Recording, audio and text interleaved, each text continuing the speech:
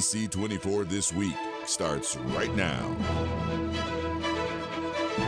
Hello, and thank you for joining us on ABC24 This Week. I am your host, Pepper Baker. You're here for the real stories behind the big stories, and I hope you'll continue to join us every Sunday at 9 a.m. or 10:35 p.m. or on our 24 Plus stream. All right, let's see who is at the table today. ABC24 political analyst Otis Sanford, former Memphis City Council chair and former Shelby County Schools board member Scott McCormick, and then pastor of First Baptist Church Broad, Keith Norman. Thank you all so much for being here. Thank you. All right.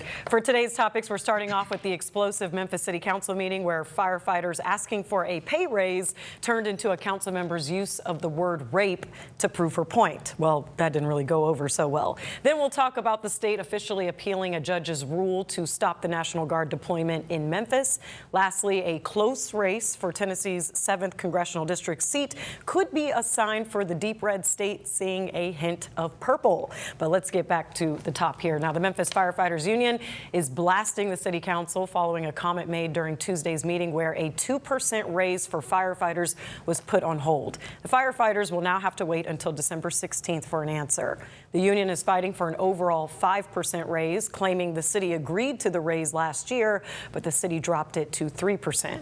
A heated discussion surrounded the topic, with some members claiming it's not in the budget to give an additional 2% raise. In July, the Firefighters Union filed a lawsuit against the city over issues including the raises. The union spoke out against comments made by Councilwoman Yolanda Cooper Sutton, who referred to some funding requests as rape. Everybody just wants rape this city. The same players, the same faces come here and you rape and you rape and you take and you take and you take and you take from this city. Lawsuit after lawsuit after lawsuit after lawsuit. You got the Memphis Police Association suing. You got the Memphis Fire Department suing. Now, the Firefighters Association responded to its fight to get raises, saying in part to have those efforts compared to rape is a shameful, reckless, and unethical comparison. All right, I'm going to open it up to discussion now. Otis, I love when you start us off here. So was that the best way Councilwoman Yolanda Cooper Sutton could get her point across? Absolutely not the best way. And the fire department, the Firefighters Association is absolutely right here. It was shameful. It was disrespectful. And she should, and I haven't heard a decent apology from her yet. And we need to have that. For some reason, we were talking about this before the show started. Our elected leaders recently have just gone off the rails when it comes to, and they do it both in official meetings and also in comments, either on social media or in public, and they're saying some of the most outlandish things. Concubine. Now she's using rape 3 times at a time when this community and this nation is dealing with legitimate rape issues, the Epstein case and a bunch of other stuff, and she's throwing rape out there.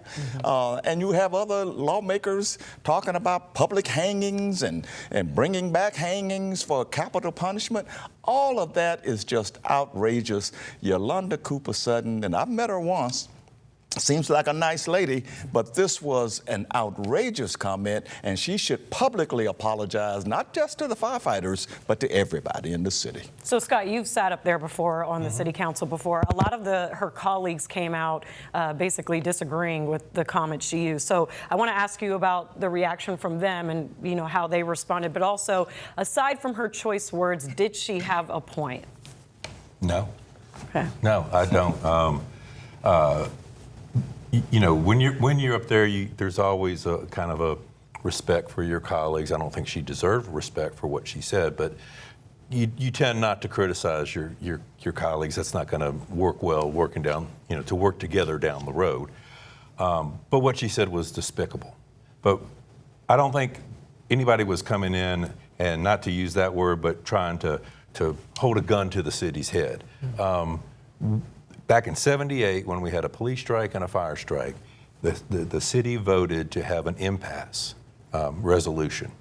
And in the impasse, this agreement was made with the fire department. And I've said on this show before, As a politician, your word is your bond. That's really, at the end of the day, how good is your word? And the city council voted for this settlement on the impasse, which was the 5% raise, the 5% raise. They got to live with it. You just got to figure out another way. I've talked to good, reliable resources, and I've been told that the money is there. The money can be there. The mayor budgeted the money because he knew it was supposed to be a 5%. The money is there, and they should honor their commitment that they made through the impasse. Now, if the fire department in 27, I think, or 26, when they come back to renegotiate for 27, then that's a whole new ballgame. But the city made the commitment. And if you were a union leader, fire, police, the ASME workers, all of those, if they don't live up to this commitment that they made, then what are you going to think with the next commitment? That's a good point there. And Pastor Norman, you speak to the character of people a lot. Is this an instance where maybe Councilwoman Yolanda Cooper Sutton was just maybe out of character and this isn't normally like her, or is this just kind of unforgivable? Very much so out of character for Yolanda Cooper Sutton. I've met her on many occasions. I've had the opportunity to be in conversation with her. She is an extremely passionate person most of the time. Selection of words, however, this time got away from her. And unfortunately, there was a message that was lost in the language.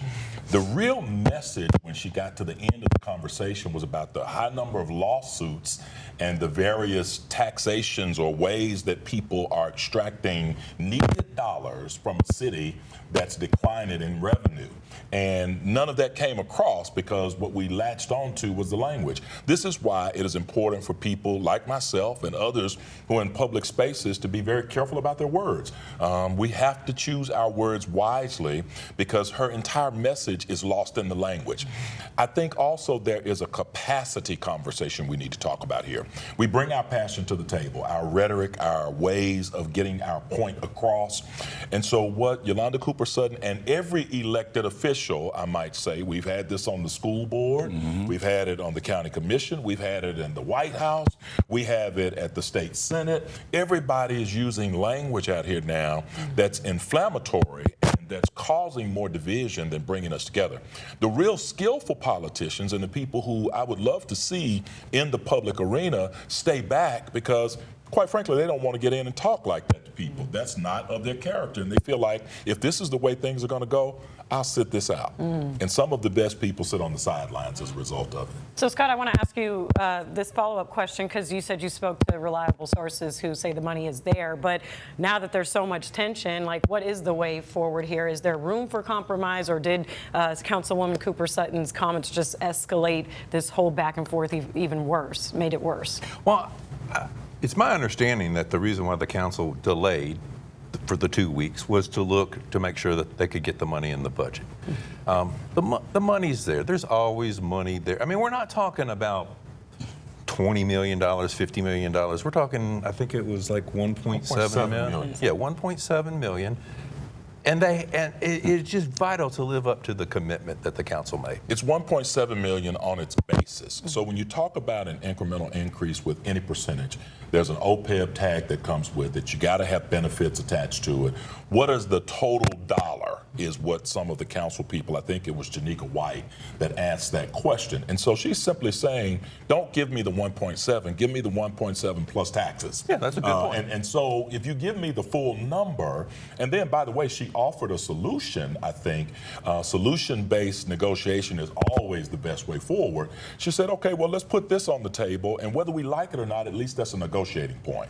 So I think that was a wise thing to do in this situation. Yeah, 2 quick points here to address a couple of points that they made. One is about the lawsuits. Okay, let's talk about the lawsuits. Sure. The biggest lawsuit has come from the Tyree Nichols family. That's where they are most vulnerable. I don't think that there are any lawsuits filed by city employees that are going to bankrupt. We got the Wanda Halbert lawsuits and all. We're just saying all of the lawsuits, and it's a loss of revenue, money. Yeah, well, but that's not the way to make the point, though, and I think you agree to that. It's not. And to Scott's point about going back to 1978, and I was here and I covered that, the police and fire strikes, and they did decide on impasse to have these decisions made, and the decision was made. And the firefighters are vital to this community. J.B. Smiley said it the other day in his note. The Memphis Police Association, the police officers are vital. Let's not treat them as if they're interlopers the way she has done here by bringing up the word rape. One question, though. Last point. Right, last point. You ever argued with anybody or said to the kids, quit leaving the lights on and all the televisions playing in every room? It's not about the price you pay for the light bill. It's that money could be going to something else, right? But my point made. Thank you very much. Go ahead. But I never use inappropriate words when I did. The words were wrong. We won't ever justify the words. Right. But the passion was there, and I think the language is what lost the message. Well, okay. Okay, on that note, when we come back, the state made a move in the lawsuit against the National Guard deployment in Memphis. We'll see what chance it will hold in the appeals court next.